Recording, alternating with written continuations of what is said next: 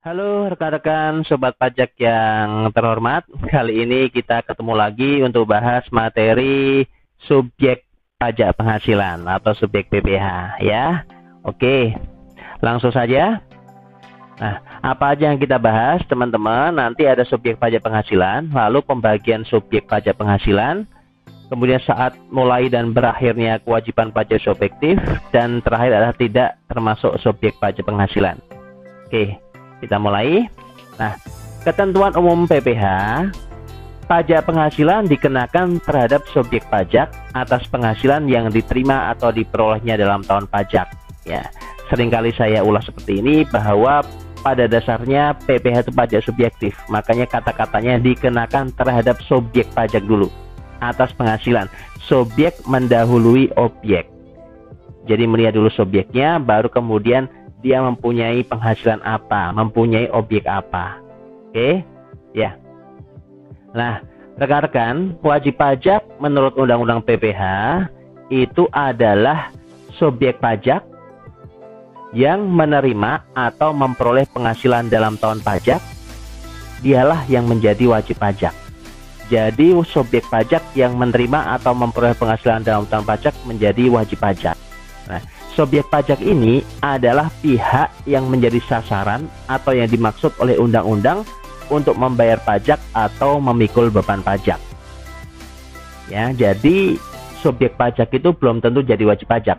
Subjek pajak akan jadi wajib pajak kalau dia mendapatkan penghasilan dalam 1 tahun pajak. Oke, ya. Nah, yang dimaksud tahun pajak dalam undang-undang adalah tahun kalender. Tetapi wajib pajak dapat menggunakan tahun buku yang tidak sama dengan tahun kalender sepanjang tahun buku tersebut meliputi jangka waktu 12 bulan. Bisa jadi ada wajib pajak yang tahun bukunya itu beda dengan tahun kalender. Tahun pajaknya beda dengan tahun kalender. Misalkan biasanya Januari sampai Desember, bisa jadi dia dari April sampai dengan Maret, atau dari Juli sampai dengan Juni. Itu bisa. Oke.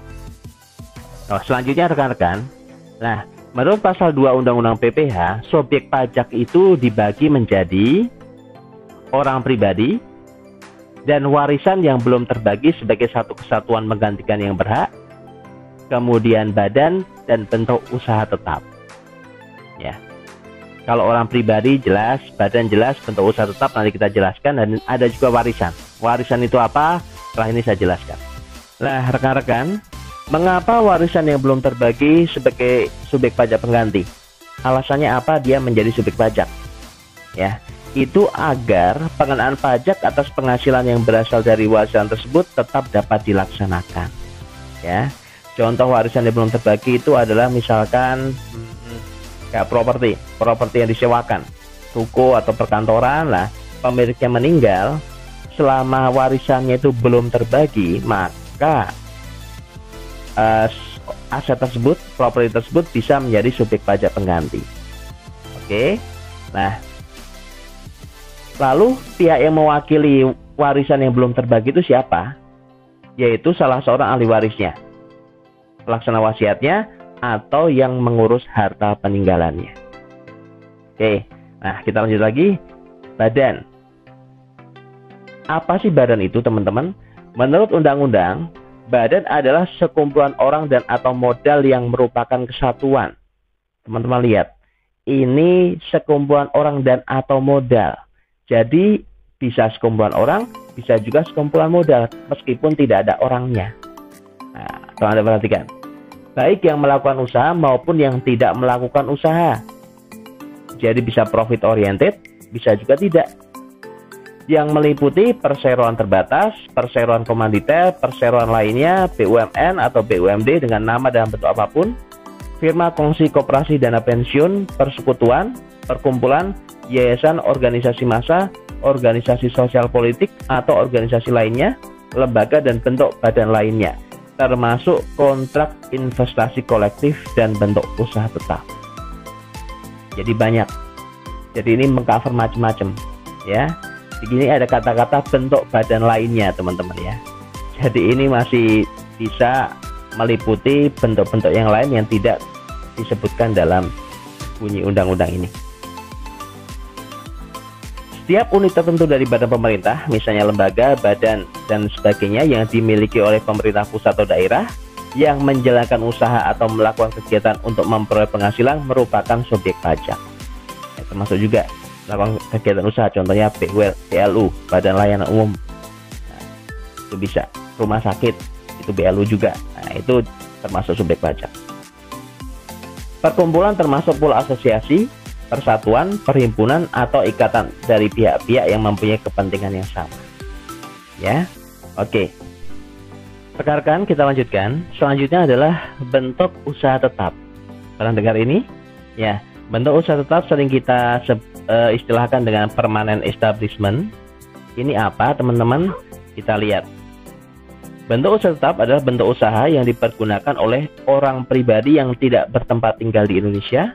Orang pribadi yang berada di Indonesia tidak lebih dari 183 hari dalam jangka waktu 12 bulan, dan badan yang tidak didirikan dan tidak bertempat kedudukan di Indonesia, tapi menjalankan usaha atau melakukan kegiatan di Indonesia. Ya, jadi seperti subjek pajak luar negeri atau perusahaan asing yang menjalankan usaha di Indonesia, atau gampangnya seperti cabang perusahaan luar negeri ada di Indonesia, salah satu bentuknya. Apa itu? Cukup banyak, teman-teman. Bisa banyakkan itu adalah usaha-usaha di bidang migas, kemudian di penerbangan asing, kemudian ada juga yang startup seperti Facebook yang paling populer, itu ada bentuk-bentuk BUT yang ada di Indonesia. Nah, macam bentuk usaha tetap atau BUT, nah ini ada 16 item, mulai dari tempat kedudukan manajemen, cabang perusahaan, kantor perwakilan, gedung kantor, pabrik, bengkel, dan sebagainya. Tolong Anda lihat, Anda baca, ini adalah 16 item yang bisa, 16 macam bentuk usaha tetap yang bisa menjadi BUT. Termasuk juga komputer, agen elektronik. Ya, itu juga bisa menjadi bentuk usaha tetap. Subjek pajak, menurut pasal 2 Undang-Undang PPH, itu bisa dibagi menjadi subjek pajak dalam negeri dan subjek pajak luar negeri. Ya, teman-teman, tadi kita lihat subjek pajak bisa orang pribadi, bisa warisan, bisa badan, bisa BUT. Sekarang ada pengelompokan lagi subjek pajak dalam negeri dan subjek pajak luar negeri. Kita lihat satu persatu. Subjek pajak dalam negeri adalah orang pribadi yang bertempat tinggal di Indonesia, atau orang pribadi yang berada di Indonesia lebih dari 183 hari dalam jangka waktu 12 bulan, atau orang pribadi yang dalam tahun pajak berada di Indonesia dan berniat bertempat tinggal di Indonesia. Termasuk juga badan yang didirikan atau bertempat kedudukan di Indonesia kecuali unit tertentu dari badan pemerintah yang memenuhi kriteria tertentu, dan warisan yang belum terbagi. Ya, jadi Anda, saya, kita semua adalah subjek pajak dalam negeri. Karena apa? Kita bertempat tinggal di Indonesia. Kita juga berada di Indonesia lebih dari 183 hari. Tapi apakah Anda harus bayar pajak? Nah, ingat, subjek pajak dan wajib pajak itu beda. Oke, nanti kita coba bahas satu persatu. Apa sih yang dimaksud dengan bertempat tinggal? Apa sih yang dimaksud dengan berniat untuk tinggal di Indonesia? Dan sebagainya, ya. Nah, lalu kriteria unit badan pemerintah yang bukan subjek pajak. Apa itu? Saya punya instansi seperti halnya PKN STAN, seperti Dirjen Pajak, seperti Kementerian Pendidikan Nasional, dan sebagainya. Nah, kriterianya adalah pembentukannya berdasarkan ketentuan peraturan perundang-undangan, pembiayaannya bersumber dari APBN atau APBD, penerimaannya dimasukkan dalam anggaran pemerintah pusat atau pemerintah daerah, dan pembukuannya diperiksa oleh aparat pengawas fungsional negara. Ini, teman-teman. Jadi kalau 4 hal ini terpenuhi, unit atau instansi pemerintah tersebut bukan subjek pajak, tidak dipajakin. Oke. Nah, teman-teman, kita bahas satu persatu. Tadi ada yang bertanya, apa sih yang dimaksud dengan bertempat tinggal di Indonesia?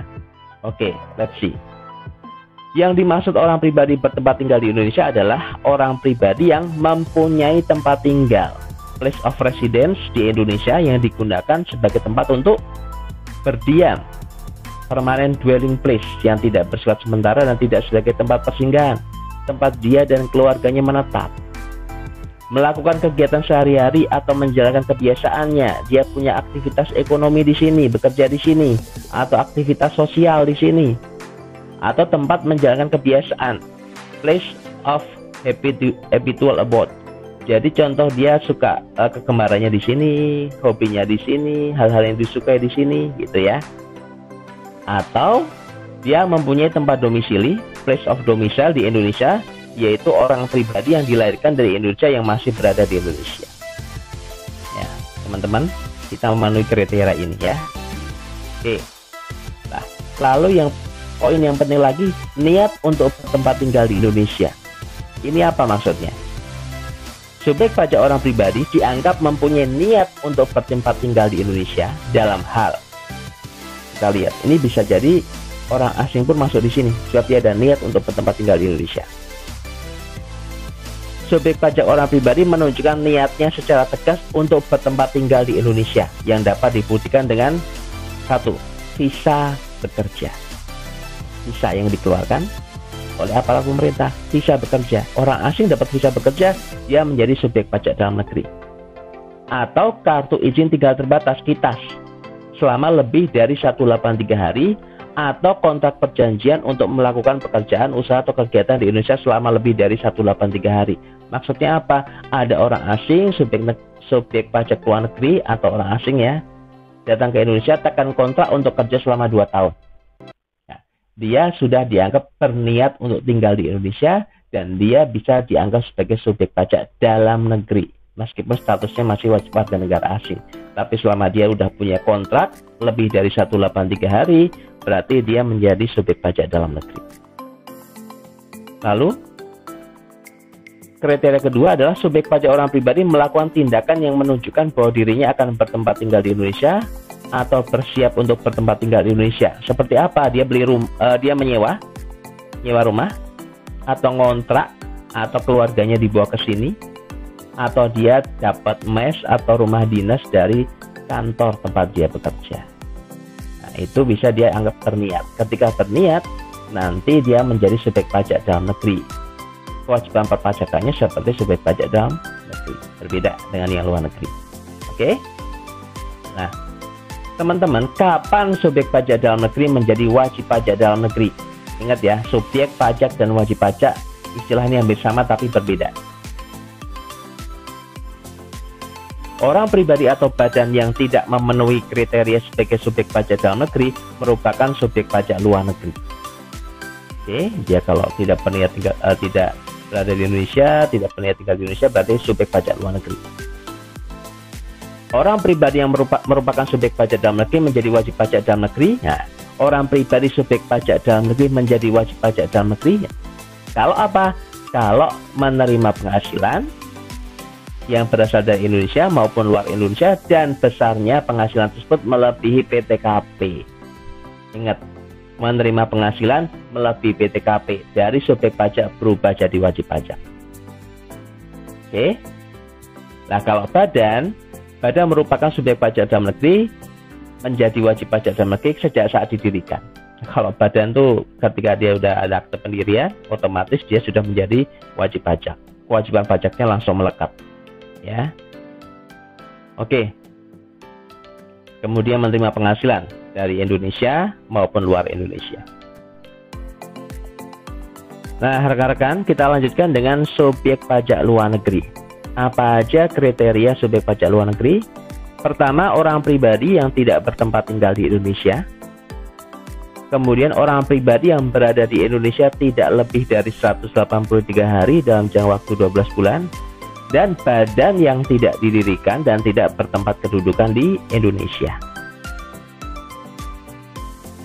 Tapi yang menjalankan usaha atau melakukan kegiatan melalui bentuk usaha tetap di Indonesia. Jadi dia orang asing atau perusahaan asing atau berada di Indonesia kurang dari 183 hari, tapi dia menjalankan usaha melalui BUT di Indonesia. Atau yang menerima atau memperoleh penghasilan dari Indonesia tidak dari menjalankan usaha atau melakukan kegiatan melalui BUT di Indonesia.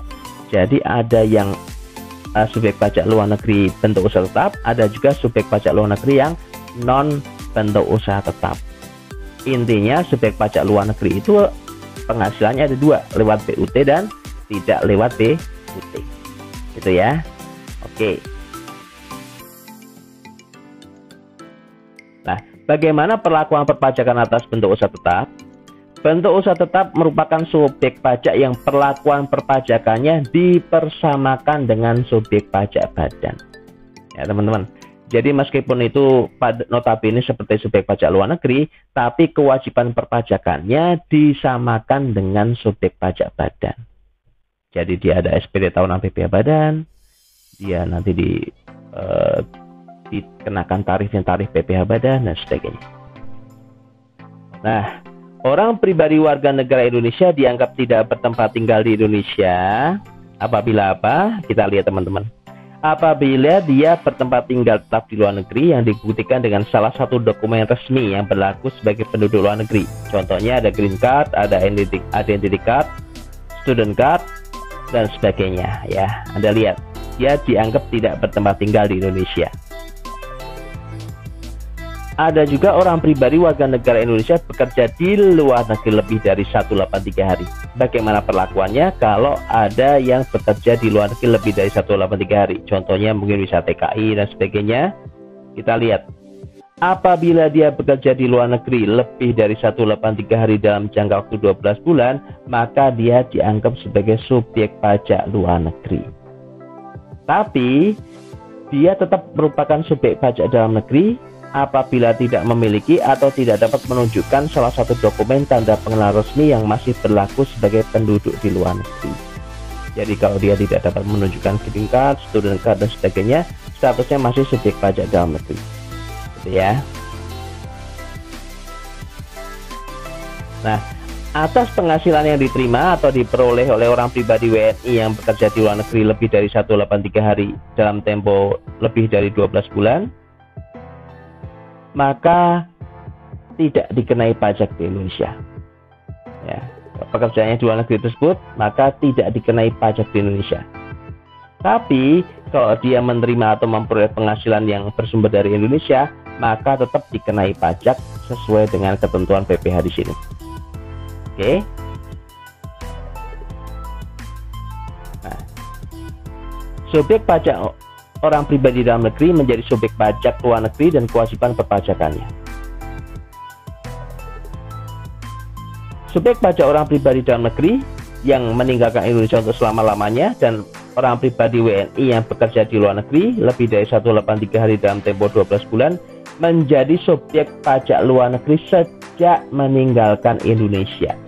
Ya, jadi kalau dia kerja di luar negeri atau keluar dari Indonesia untuk selama-lamanya menjadi subjek pajak luar negeri sejak meninggalkan Indonesia. Tapi orang pribadi tersebut tetap diwajibkan menyampaikan SPT tahunan PPh dalam tahun pajak terakhir dalam statusnya sebagai subjek pajak dalam negeri. Jadi dia harus menyampaikan SPT tahunan PPh paling lambat saat meninggalkan Indonesia. Jadi kalau dia keluar dari Indonesia, dia menyampaikan SPT tahunan pada tahun pajak terakhir, ya sebelum meninggalkan Indonesia.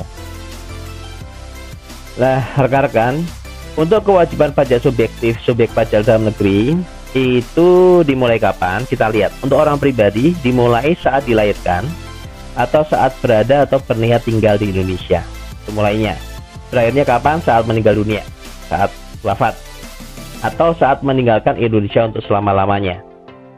Sedangkan untuk badan itu mulai saat didirikan atau bertempat kedudukan di Indonesia dan berakhir saat dibubarkan atau tidak lagi bertempat kedudukan di Indonesia.